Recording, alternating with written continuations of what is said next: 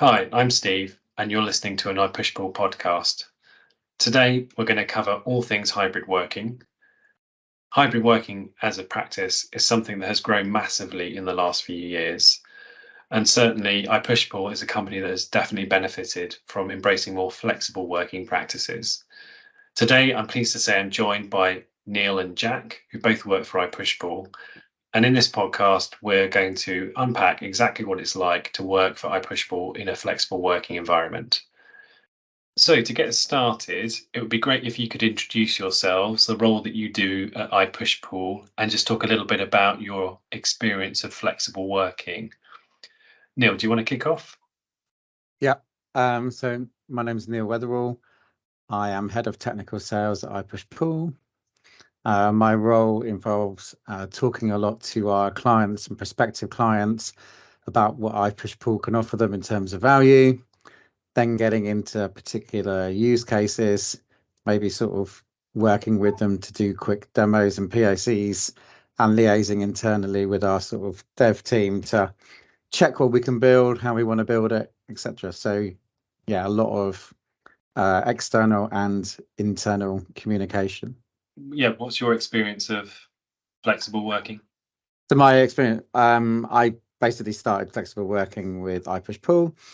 So I started pretty much as the first lockdown commenced in March or April 2020.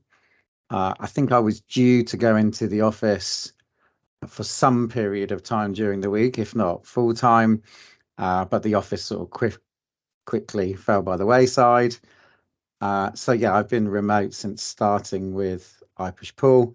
I'm in Southeast London, so I'm pretty close to the sort of city and most of our clients, and I guess quite a few of the other employees. Prior to that, I'd worked for financial institutions on the sales side in banks. I was on front office trading desks, so remote working was nothing that had ever been considered. We were strictly on the bank's trading floor with lots of PCs, lots of screens, squawk boxes, telephones, stents, and really it was never an option to do anything other than be in the office. Okay, great. Thank you. Jack? Yeah, sure. So my name is Jack Hesketh. I'm a junior backend developer for ipushpull. I work we work with the Django REST framework, lots of wrangling data. We do a lot of kind of custom bits and pieces for clients, so it's always quite interesting. Lots of new things to build. I've been working for ipushpull for about a year now, just over a year. It's my first kind of professional dev role. So my first sort of foray into development work was actually when I was doing a PhD when I was quite a bit younger. So a bit of a kind of move back in that direction for me. And yeah, so that's my role. In terms of remote working, this is my first experience of a kind of remote first company. I've worked remotely here and there for a long time because I'm based in Barcelona, not in the UK. I've been here for 7 years. So I worked here for a startup for about 3 years. We had an office, but we kind of did a pseudo remote thing here as well. That was a bit more akin to what Neil's doing though, because I was based in the same city as the company. So now I'm more kind of like, full remote, as it were, because I'm in a different country, obviously a very close time zone. So it works pretty well, to be honest. Yeah, it's really easy to commute between the two places. So yeah. So that's a really important point. So Neil, you said that you kind of hybrid working, but were more traditional office role previously, and then Jack, you're kind of fully remote most of the time. Both of you, kind of a question to both of you, in terms of the benefits then, of working in a more flexible hybrid way. What would you say you found working at ipushpull? On a personal level, I really like it. I mean, I don't find self-motivation an issue, and I quite enjoy working autonomously. I think as a developer, that's kind of a prerequisite most of the time. So yeah, in terms of advantages, yeah, you have a lot of kind of, ultimately freedom with your day, within reason. And it's very much a kind of goal-focused approach to work. It's all about what you deliver, as opposed to just sitting there and being in a place. Now, I think the truth is the majority of the dev team work a lot longer. We all work a lot longer than normal hours. No one works a 40-hour week. But within that, I think that personally, I'd much rather work, 50 hours a week, for example, and have flexibility than work a fixed 40 hours in an office in one. That might be a personal preference thing, but that's certainly the way that I see it. It's all about delivering the work more than anything else. So yeah, I think that the other maybe point to make is that dev teams have been doing this for a lot longer than, development work is probably the only thing prior to COVID where it was pretty standard to work from a remote location. So it's slightly different. We have got systems that have been in place for a long time that are slightly more well established for that. So maybe that makes it a little bit easier as well. Yeah, but I think picking on something you said there about kind of you like the sense of autonomy, and I think that's true, isn't it? I think hybrid working isn't for everyone, but having that flexibility comes with a certain amount of personal responsibility to manage your time, manage your near-term goals, and almost to a certain degree be quite self-sufficient. And that, I guess, doesn't appeal to everyone, but clearly it sounds like it does appeal to you. Neil, any other thoughts on that? Yeah, I mean, to me, I guess one of the biggest benefits is being at home, due to the fact that I have wife and kids and dogs. So being at home, being able to, I guess, attend things and sort of closer to them, being able to do school runs or fix things or just do stuff that otherwise gets left to the either end of the day and the weekends, that's really good and it's helpful. My kids are a little bit older, so they don't need sort of constant watching, so I can be working when they're at home as well. I don't need to be present for them. I can be here, I can be working, they can sort of look after themselves, but it's nice that I'm around for them. I'd say on a personal level, that's been extremely useful. One of the benefits of hybrid working from a work point of view has just been people are much more willing to obviously do stuff over Zoom, Teams, etc. And it's much more efficient in terms of fitting in meetings and the amount of time you might need to invest in following up leads. So I'm on the sales side. If I need to get into the city, it's 20 minutes or less on the train, but by the time a half an hour meeting quickly turns into 3 or 4 hours away from the desk, which could be an inefficient use of time if it's not right or not the right person. Whereas it's much quicker to do this stuff on Teams, and you've got everything set up on, my desk is permanently set up to be showing people what we do, rather than having to traipse around with laptops and wires. Yeah, and actually, you're kind of touching on a point I wanted to come to next, which was it's all very well working either remotely or in a hybrid fashion, but common question we get asked is, well, how do you support the day-to-day communicating and collaborating? So what tech do you use to stay connected to colleagues? Okay. Well, we typically use like chat systems, so we've got Teams. We're on other chat platforms as part of our job, so we often sort of fall into those as well. We have mainly Teams, isn't it? Really, it's mainly Teams, yeah. Focused. And actually, interestingly, like certainly as a developer, as a company in general, I think we spend quite a lot of time. We do call quite often. We have a reasonable amount of call time. there's quite a lot of discussions when we're scoping things out. I'd say compared to a lot of other companies, we don't call before we write, but we certainly call a lot more, I would say. I don't know if you have an experience of that, Neil. Certainly, Yeah. I think that people that so maybe one thing to point out is that I actually work in a co-working space in Barcelona because I don't have a wife or kids or dogs or anything of those things. So I know some other developers there, and some of them, they do everything on Slack, for example, which I don't think is massively.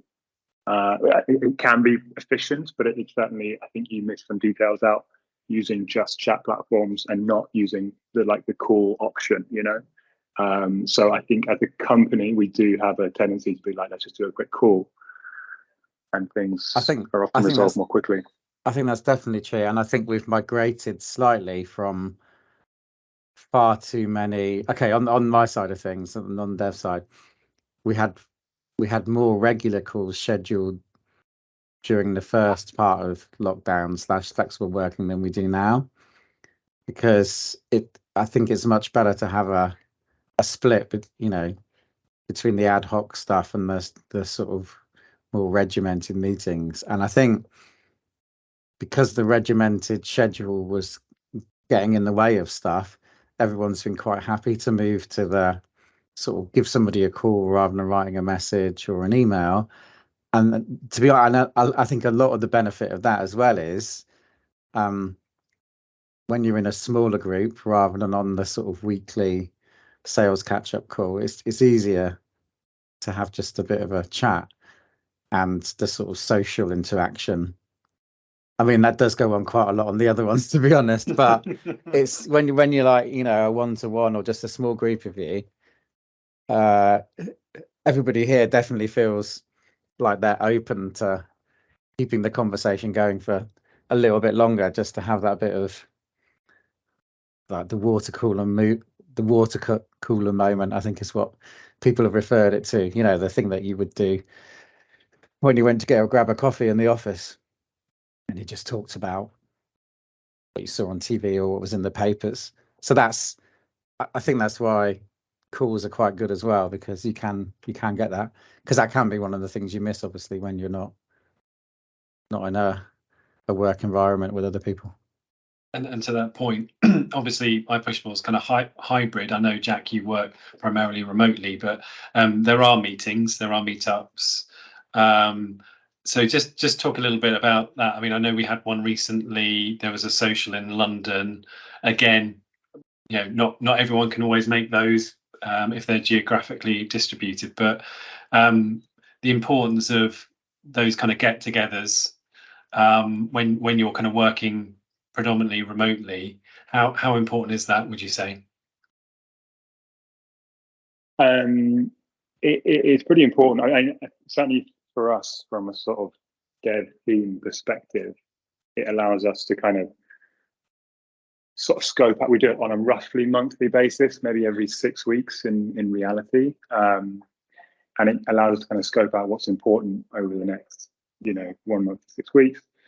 And it also is often kind of a bit of a sort of group learning experience. So someone will give one of the more senior guys will give a bit of a talk on something that we need to focus on as a company, or maybe one of the things that we want to develop. Like we had one on the advantages and disadvantages of microservices recently, for example. So that kind of thing is good for everyone to engage with, get everyone on the same page in a way that I think, literally we're always doing things kind of on a whiteboard, right? So it's something that it's very different to when you're all just sharing a screen on Teams. So I think in that sense it has value, and obviously there's always a social element to it, and that's definitely a big part of it as well. It's just getting together and having lunch together, getting to know your colleagues a bit. It just helps with the sort of fluidity of working afterwards. So, but yeah, there's a lot of benefits, and a lot of them are quite hard to measure. So especially the social element, it's hard to measure how that benefits the team, but really convinced that it does. So yeah, that's my experience of it anyway. Cool. Yeah, I think you're right. I think as human beings, we're kind of predisposed to be social, even though some people are at one end of the spectrum or at the other. But I think not having any kind of interaction is difficult if it's all virtual. As you said, to get to know people, in a non-work setting is useful, isn't it, to build rapport and relationships. So I certainly value that. Neil, any thoughts on that? I mean, when the meetups are really valuable, and I think part of it is because you often, well, certainly when I turn up to them, I might turn up to sessions that I might not normally be in otherwise if it was just a regular sort of weekly thing. And so although it can sometimes not all be relevant, it's always very interesting to hear about things just from how the dev team talk about things, what they're thinking about. And it's not necessarily stuff that I know about already, and it's just interesting to hear and informs my sort of thinking and how I might be talking to clients about stuff. So it's really valuable from that point of view. I think it's also good because obviously we all have our individual jobs. With devs, I guess they can be working on sort of individual projects that sometimes they may not see the sort of full picture or rationale behind what we're trying to do and what our clients are trying to do. So I think we do and to try and have some sessions where it's a bit more educational, just talking in general about what our clients are thinking and what they want to do, hence why we're asking for particular bits of work to be done. And then it's just good to see people. Yeah, I guess most people had the experience of working throughout COVID without meeting new joiners or meeting their new team.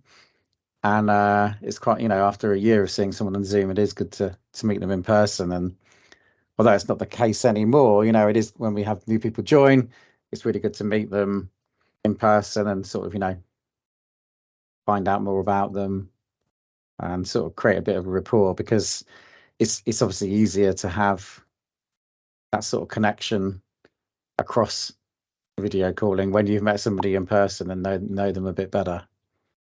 Yeah, agreed. Certainly getting over that kind of view of seeing it sort of two-dimensional person on a flat screen. Yeah. In real life, it's they are real after all. They're not an AI. Cool. So just sort of wrapping up now, I'll just ask you both, what advice would you give, or what's your kind of killer tip or hack for staying productive whilst working remotely? How do you stay in the zone, as it were? Recently, I've been listening to brown noise. Not joking. It's like a brown noise recording. Like so in the co-working space, sometimes they can get a bit bustling, and so if I'm feeling in a distractible mood, I put on brown noise, which is basically like when you can just YouTube it and you load loads of hours and hours of brown noise. It's like a bit like white noise, but different. It blocks everything out, and it allows you to focus quite a lot more easily, I would say. But yeah, beyond that, I don't know. I think I mean, certainly for us, again, because it's very goal orientated, and you can compartmentalize your work into bits and pieces. Obviously, it's all done on we're completing JIRAs on a a shared board, basically. So it's quite easy to motivate, I think, to try and get things done. You want to try and clear your board. That's the goal. These kind of these stupid things that become very satisfying. You can try and clear the board by the end of a sprint, and that's great. Great. Neil? Yeah. It's tricky, I guess, because whilst we do have goals and there's certain tasks we have to complete and push stuff through, it's not quite the same. So I guess it's versions of a sort of to-do list and a wish list, and anything that sort of comes flying through the door. I'd say I find it easier to sort of do stuff and reply and think and build than I do sort of creating the sort of proposals and the more wordy docs that we do. So I have to work quite hard at setting myself goals on that more sort of document side of things, where we're talking about, you know, what ipushpull can offer, and it's more the salesy marketing type of thing.